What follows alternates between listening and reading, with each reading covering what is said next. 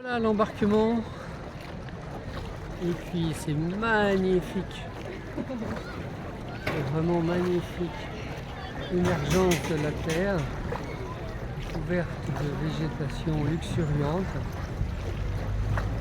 Et j'ai de la chance, il ne fait pas de soleil, donc je peux faire des belles photos, brumeuses, mais des belles photos. Alors, je suis ébloui là, hein, c'est magnifique. Alors, il y a quand même, je reconnais certaines formes énergétiques que j'ai déjà rencontrées au Laos. Mais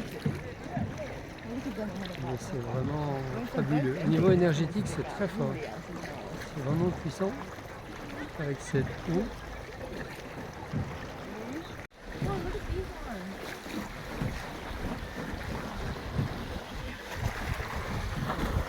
Une petite plantation de riz au bord de la rivière et au bord de la falaise. L'énergie est presque sauvage, heureusement adoucie par la rivière. Des dentelles de roche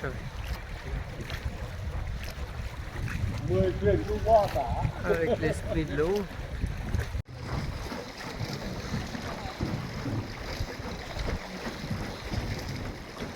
J'aime beaucoup l'esprit de la nature là, cette puissance magnifique avec ces strates.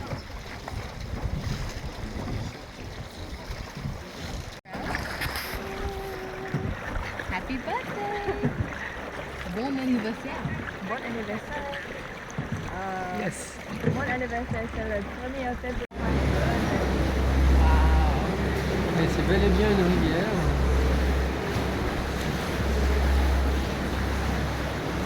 Okay, not this case, that's all I'm doing. Ah oui, au niveau énergétique, c'est fabuleux. Ah oui, là, c'est vraiment dans le ventre humide de la terre. Ah oui, le ventre humide de la terre, c'est vraiment magique. Et donc me voilà sorti du ventre de la terre. Et c'est vraiment magique.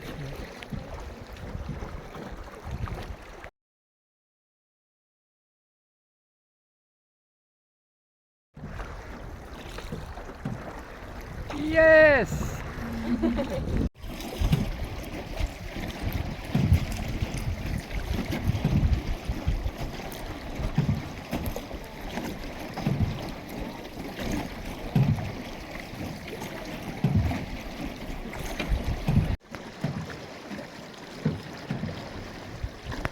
C'est vraiment la majesté de la nature. De ces roches, de cette végétation. J'ai beaucoup d'émotions là, avec cette puissance, je dirais brute et vierge de la nature, puisque pour aller grimper là-haut, une nature peut-être primaire.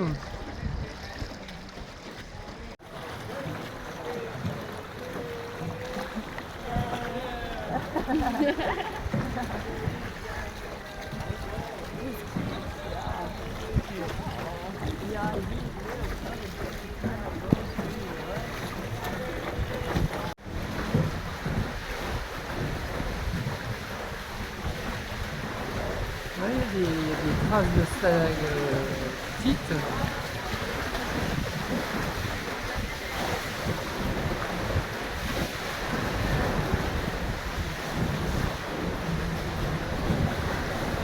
Et là, un beau gardien du seuil. Magnifique.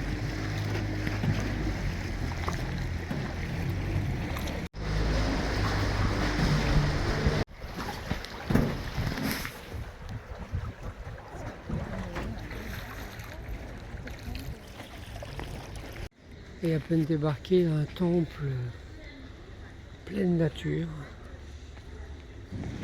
bien construit mais magique, vraiment magique, avec une énergie de dingue. Waouh, une énergie naturelle et puissante. Alors là, c'est vraiment le moment d'honorer les esprits de la nature.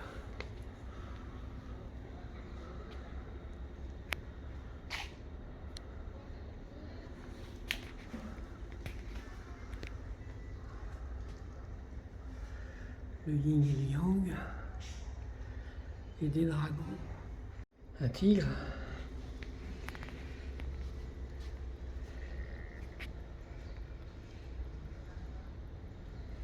un cheval dragon, magique, et un magic garden, un jardin magique.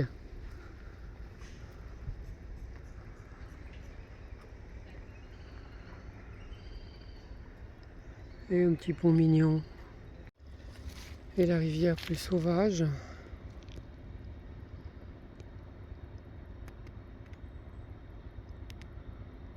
Ici, l'entrée de la grotte. Ou la sortie.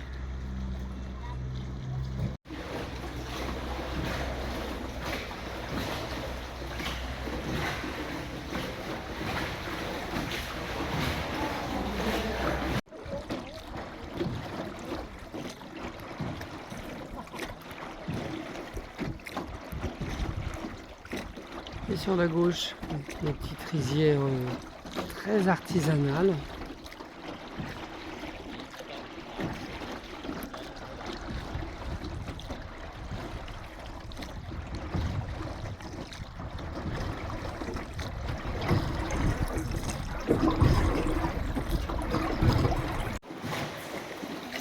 Et les stalactites.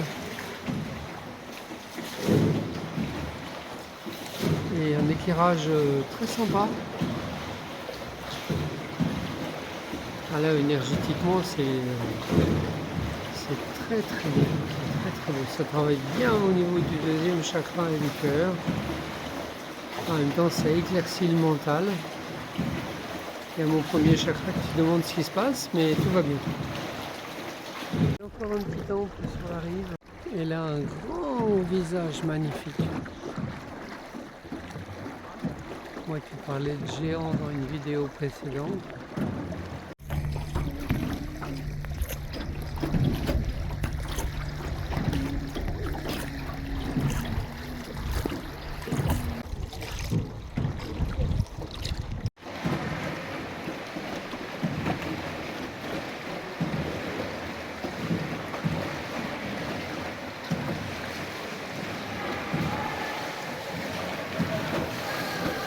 Ah, je suis totalement impressionné par l'énergie que je ressens. Là, tu vois toute cette montagne au-dessus de la tête et d'être sur l'eau. Un aménagement moderne sur un temple orienté nord-sud. Et en tous les cas, un beau seuil. Alors certainement, le cheval, lui, est ancien.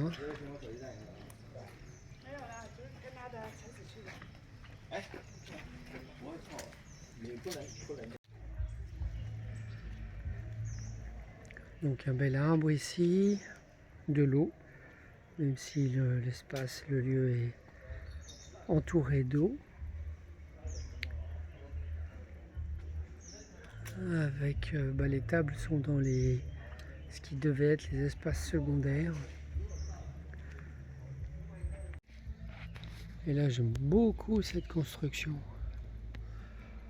Avec les piliers en bois. L'arbre bien décoré qui est pas trop en souffrance.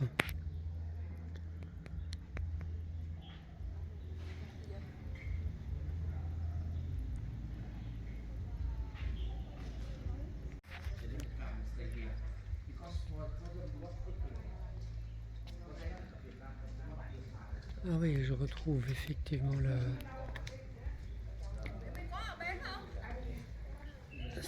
cette sculpture à l'entrée que j'ai vue hier. Alors que sont les énergies sacrées, surtout très reliées à la nature. Très reliées à la nature et en même temps un peu absentes avec tout ce gris.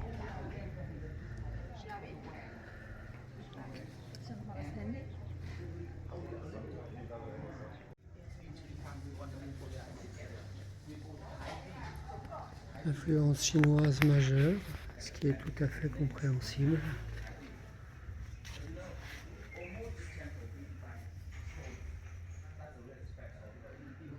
Alors là, je sens sacré, effectivement. Je sens une densité énergétique très forte.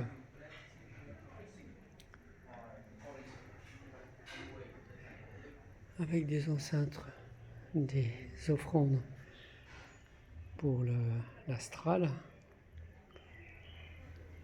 des œufs.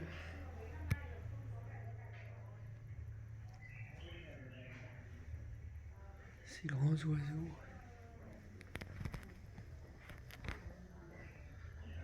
Et les gardiens du seuil.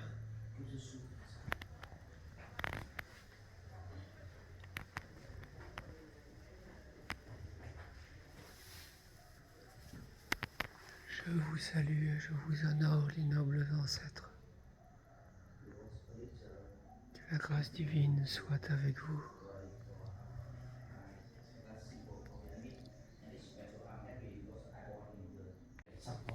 Ah, j'avais loupé le symbole de cet oiseau mythique qui repose sur la longévité de la tortue. Alors je nous laisse apprécier les illustrations de la loi du karma.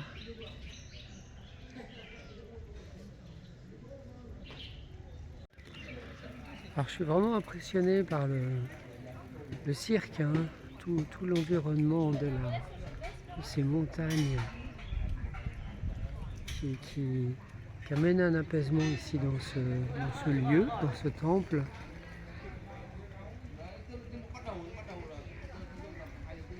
Pour admirer ces paysages et ces forces de la nature.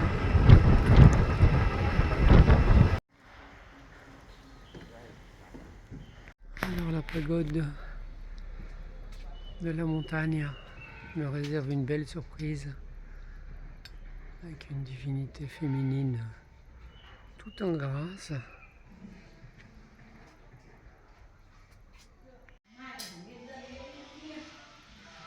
Une belle toiture, une belle énergie ici dans la cour intérieure.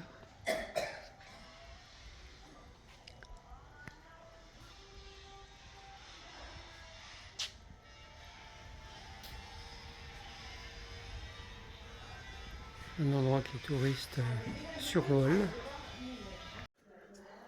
Alors la grotte, la Fairy Cave. Et voilà, il y a une petite bouteille plastique, la délicatesse du tourisme. Et ça c'est beau ça. On est vraiment dans la grotte là. J'espère que la sortie est de Elle est très très sympa. Parce que je me vois mal remonter tout ça. Hein. Alors ici un bel espace. Et là je vois un peu de lumière naturelle. Donc, on est vraiment dans la grotte. Et ça c'est une stalagmite qui est tombée. Donc c'est vraiment particulier. J'aime beaucoup ce retour à la terre. Très belle structure de roche.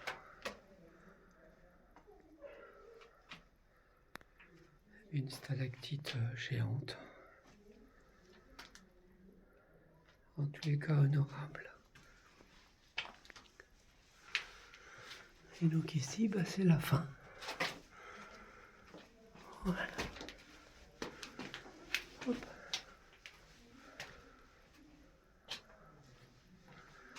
Petite grotte sympa. Surtout sympa parce que là je suis seul avec les esprits de la nature. Mon Dieu, qui sont beaux.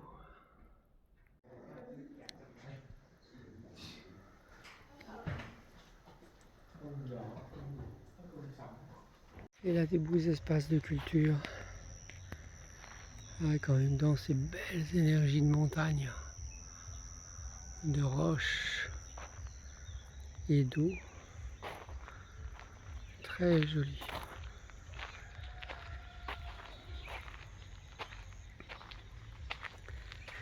Et ici un petit pont en béton.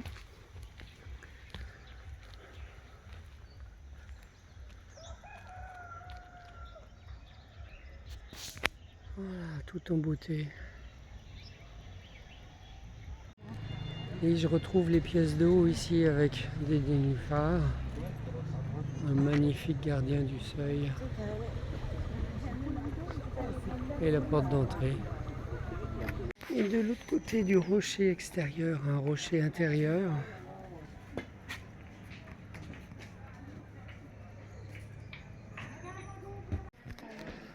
Alors la pagode, bah, elle est très bien dans la montagne. Elle est très bien dans la montagne. Mais elle va mériter que je revienne la voir. Ah, il y a un petit air de soleil.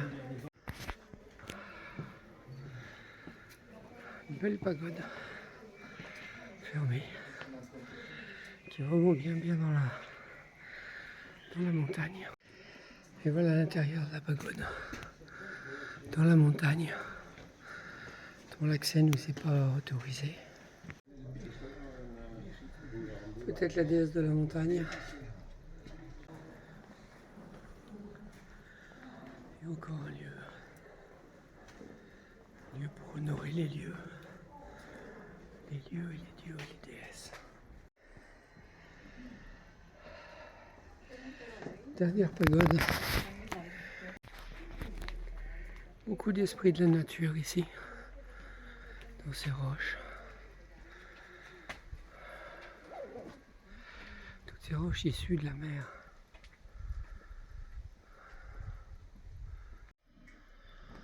Alors là, c'est le sublime, c'est le magnifique. Et la petite déesse aussi.